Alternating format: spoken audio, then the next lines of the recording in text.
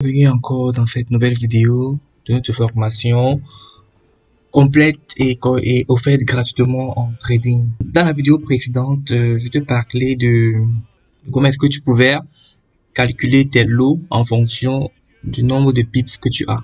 Je te montrer clairement comment ça se passe. Et justement, dans cette vidéo, je vais te parler de comment est-ce que, en fonction de ton analyse, de ton capital, tu peux choisir ton lot.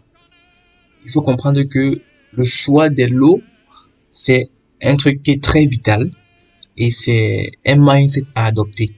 Et tout cela en trading, le process au fait de bien choisir son lot est fondamental de manière à ce que, puisque ça affecte directement ton capital, ton argent initial, alors le nom global qu'on a donné à ça, c'est la gestion des risques. Comment est-ce que tu gères tes risques?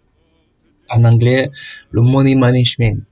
Il faut comprendre que c'est un pilier tellement sensible en trading que à un moment donné, on appelle les traders les gestionnaires de risques. Donc, il faut bien comprendre cette vidéo-ci. Donc, du coup, je m'en vais directement te parler concrètement de quoi il s'agit.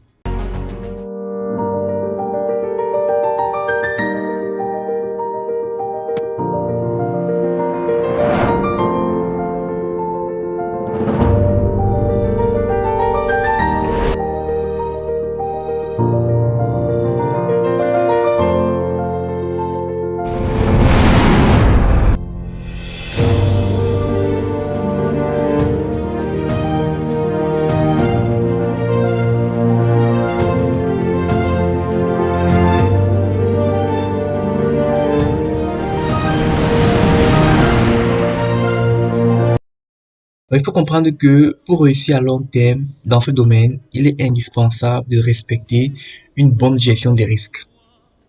Donc, il faut savoir bien choisir son lot. Parce que du moment où tu ne choisis pas ton lot, tu mets en danger ton capital. Et tu mets en danger ton trading. 90% des traders échouent à cause du non-respect de la gestion de risque et finissent par déclarer que le trading, c'est du jumbo. Parce que, bien évidemment, tu vas rencontrer de tout type sur les réseaux sociaux.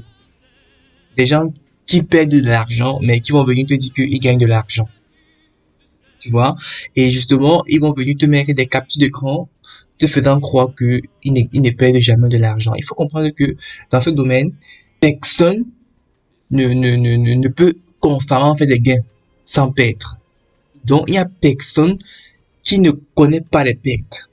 Les grands traders de la planète, les légendes du trading, ils ont connu des pertes. Pour ceux qui sont morts et pour ceux qui vivent encore, ils connaissent toujours des pertes. Donc, la perte, en fait, c'est un mindset à adopter dans ce business. Il faut comprendre dès le départ que faire des pertes dans le trading, c'est normal. C'est un business de probabilité. Même si tu as les meilleures probabilités, parce que dans les prochaines vidéos, moi, je vais t'apprendre comment est-ce que tu vas appliquer une stratégie gagnante pour pouvoir te faire des gains. Mais rien n'est sûr.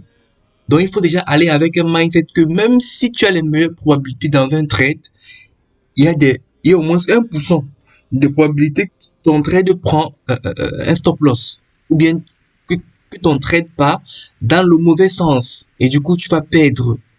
Ok?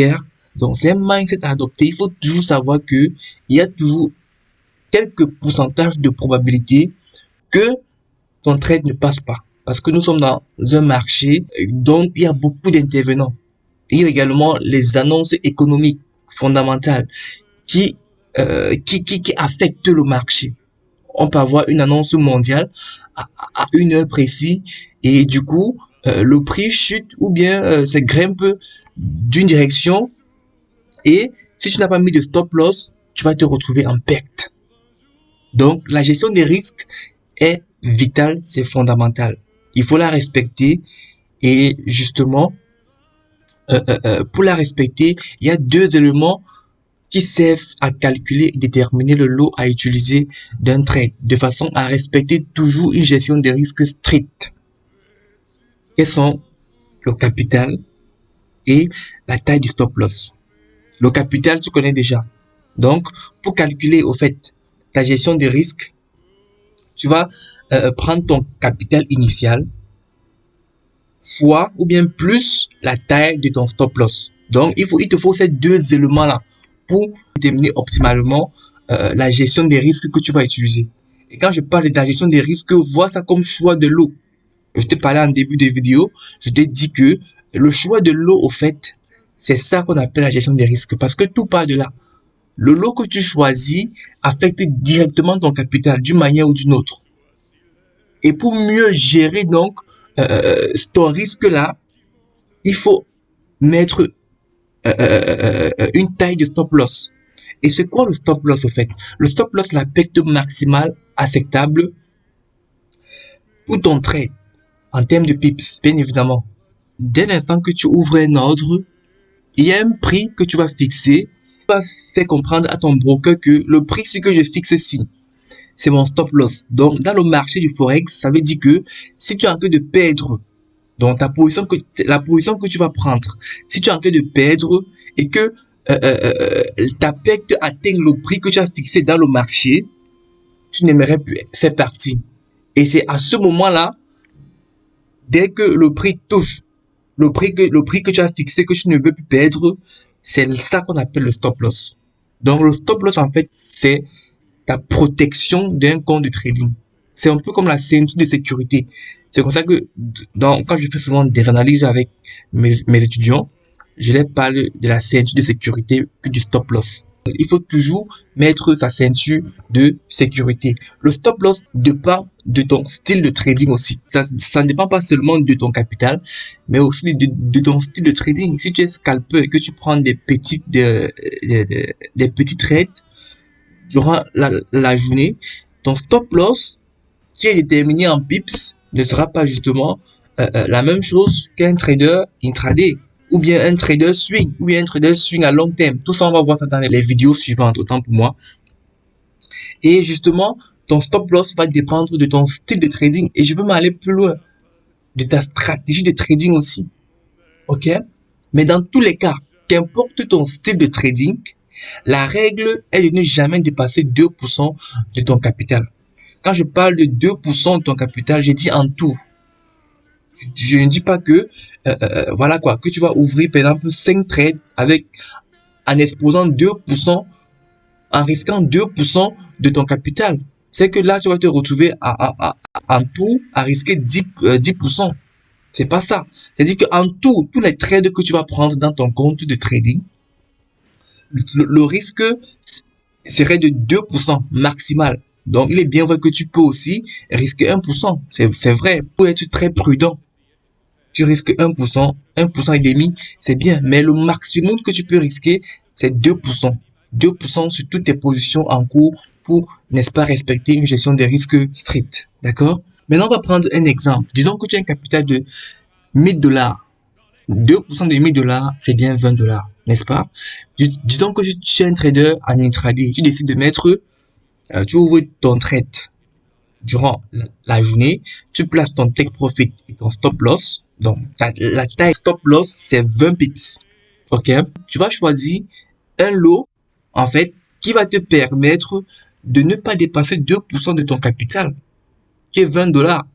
Donc, disons que par ici, on choisit un lot mini. On sait que un lot mini, c'est égal à quoi? C'est égal à 1$ par pips. Ok? Donc, en choisissant un lot mini avec 20 pips de stop loss, on a bien 20$.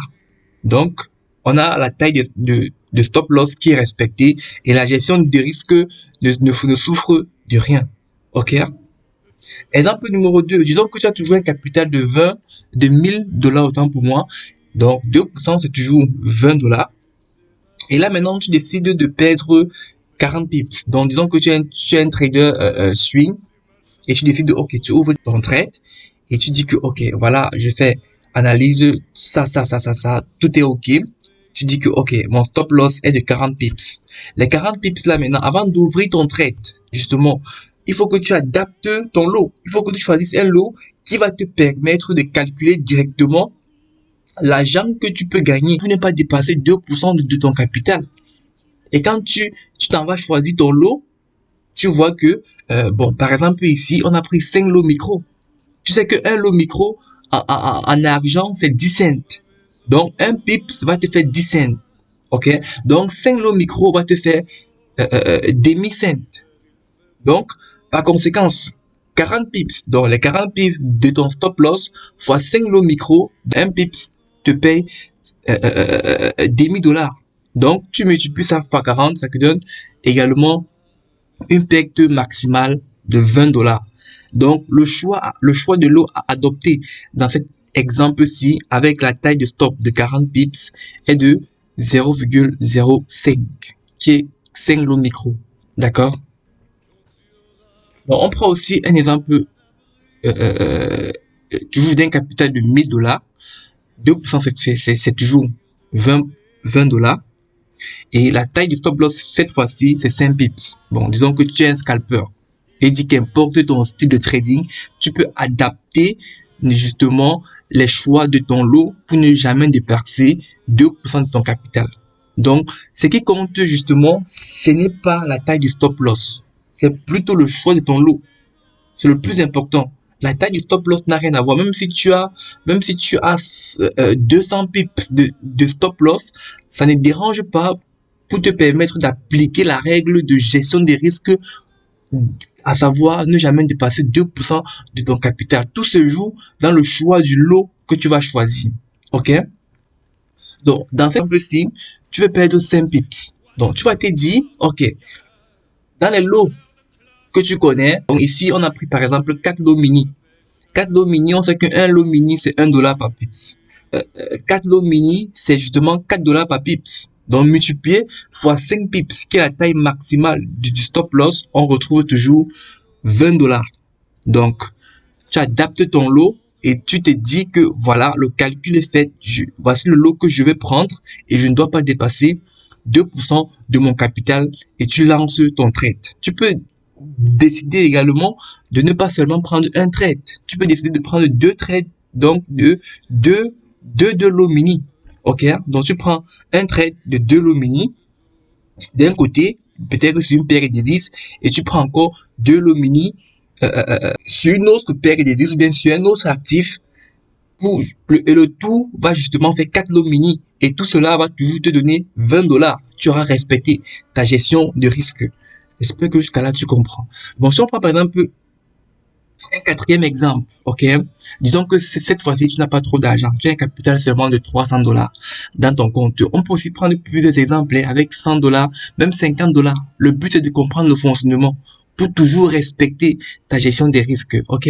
Donc, 2% de 300 dollars, c'est 6 dollars. On est d'accord? Maintenant, disons que tu travailles en intraday. Tu es un trader intraday. Tu fais ton analyse et que tu vas buy ou tu vas sell et que la taille de ton stop loss que tu as défini selon l'analyse que tu as pris tout en compte, c'est de 20 pips. Maintenant, les 20 pips là, le travail n'est pas fini. Il te faut maintenant adapter ton lot en fonction de ton stop loss et en fonction de ton capital pour ne pas dépasser les 2% que tu connais déjà, qui est de 6 dollars. OK?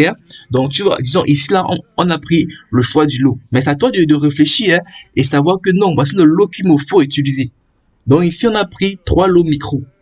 Sachant que un lot micro est égal à quoi? À 10 cents par pips. Donc, 3 lots micro ici et 30 cents par pips. OK? Donc, en multipliant 20 pips fois 3 lots micro, donc fois 30 cents, on a effectivement 6 dollars par pips, qui est la taille de ton stop loss et qui est également 2% de ton capital. Donc, tu as respecté ta gestion des risques et toi, tu es au top. Donc, même si tu prends ta perte, même si ton trade touche le stop loss, tu es serein. Tu n'as pas de stress. Tes organes ne sont pas affectés. Sur le long terme, c'est toi le gagnant. D'accord? Cinquième exemple, on prend toujours un capital de 1000 dollars. 2%, c'est toujours 20 dollars. Et justement, à la taille du stop loss ici, disons que tu as lancé un trade sur le long terme. Donc, tu peux même mettre un stop loss de 500 pips. Derrière, le plus dur, ou bien je vais dire, ce qu'il faut comprendre, au fait, c'est le choix du lot que tu vas choisir. C'est ça qui est le plus important. Donc, ici, on va prendre 2 lots micro. 2 lots micro, ici, 20 cents par pips. D'accord? Donc, en multipliant 20 cents fois 100 pips, qui est ta taille de stop loss, on a justement $20 maximal. Donc, ça veut dire que dès que ton trade va toucher, si ça arrive que tu perds, ça va toucher ton stop loss qui est de 100 pips, tu vas seulement perdre $20. Et les $20 là ne représentent que 2% de ton capital. Ça te donne encore plus de marge d'ouvrir d'autres positions. Et de là maintenant, tu peux te rattraper. Donc, sachant qu'il faut être très mauvais en analyse pour toujours faire des pertes. Si tu vois quelqu'un qui fait toujours les pertes pendant 1 mois, 2 mois, sache que cette personne ne connaît pas trader. Sur sa technique ou bien sur sa stratégie, il y a forcément un problème. Ok? C'est impossible que tu fasses toujours les pertes dans le trading. Et c'est aussi impossible que tu fasses toujours les gains dans le trading. Donc, c'est un mindset à adopter. Ok? Donc, je t'avais dit quoi? La remarque qu'il faut faire dans tous les exemples que je t'ai donnés, la taille du stop loss ne compte pas. Mais c'est le choix du lot qui est important. Moi, je te dis ça. Donc, qui te permet également de respecter strictement ta gestion des risques. Et c'est ça qu'on appelle le money management. Le money management a une relation directe avec ta psychologie. Et la psychologie, ça englobe plus de 80% de la réussite d'un trader. Donc, comprends bien cette vidéo. Et si tu ne connais pas encore de quoi il s'agit, je t'invite vraiment à prendre en compte tout ce que je t'ai dit dans cette vidéo, d'accord? Donc, avant de lancer un trade, en résumé, n'est-ce pas? Tu vas d'abord déterminer combien représente 2% de ton capital. Ensuite, tu vas déterminer la taille du stop loss en pips selon ton analyse, donc pour ton trade, selon ton type de trading également, et même selon ton plan de trading. Et ça serait déjà la partie 3. Je vais te donner un plan de trading solide que tu peux appliquer du moment où tu auras moins de pertes et plus de gains. Mais du moment où tu respectes déjà ta gestion des risques, sache que à long terme, tu sors toujours gagnant. Et en dernier lieu maintenant, tu vas justement choisir le lot en fonction du calcul que tu auras fait. D'accord? Dans cette vidéo, je vais te montrer comment on fait tout ça dans la pratique maintenant. Comment ça se passe dans MetaTrader 4? Comment est-ce qu'on ouvre tout ça? Comment est-ce que ça se passe même sur TradingView? Je vais te montrer ça dans la prochaine vidéo. Je te remercie et je te dis à bientôt.